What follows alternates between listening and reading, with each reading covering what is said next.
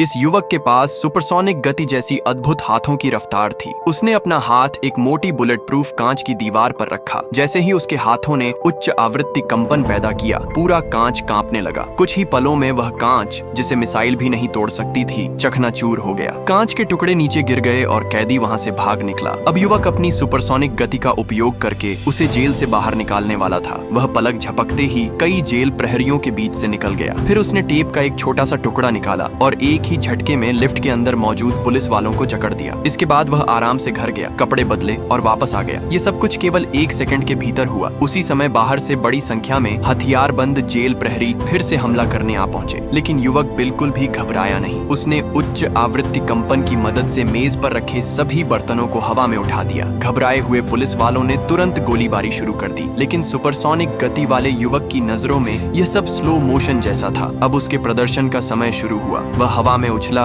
पहले थोड़ा सा सूप चखा, फिर एक प्रहरी के पास जाकर उसकी टोपी गिरा दी। दूसरे प्रहरी के चेहरे को हल्के से छू दिया, जिससे उसका चेहरा विकृत हो गया। इसके बाद वह नीचे उतरा और गोलीबारी के पूरे दृश्य को अपनी मर्जी के अनुसार सजाने लगा। उस समय गोलियां अभी भी हवा में धीरे धीरे आगे बढ़ रही थी। युवक ने प्रहरियों की बंदूकों की दिशा बदल दी, एक की पिस्तौल गिरा दी और उसके हाथ को मोड़कर ऐसा कर दिया कि उसका मुक्का खुद उसके चेहरे पर जा लगे। बाकी प्रहरियों के साथ भी उसने यही किया और उनकी बंदूकों का निशाना बदल दिया। लेकिन तभी उसने देखा कि एक गोली उसके साथी की ओर बढ़ रही है। वह तुरंत वहां पहुंचा और गोली को रास्ते से हटा दिया। जो गोलियां अपने लक्ष्य को भेदने वाली थीं, उनकी दिशा उसने एक एक करके बदल दी। अब सारी तैयारी पूरी हो चुकी थी। जैसे ही समय सामान्य गति में लौटा, सभी प्रहरी एक एक करके जमीन पर गिर पड़े। उन्हें यह तक समझ नहीं आया कि उन्होंने केवल एक गोली चलाई थी, फिर भी वे खुद शिकार कैसे बन गए। और उस समय तक वह युवक अपने घर लौट चुका था, जहां वह अकेला ही अपने साथ टेबल टेनिस खेलते हुए मजे कर रहा था।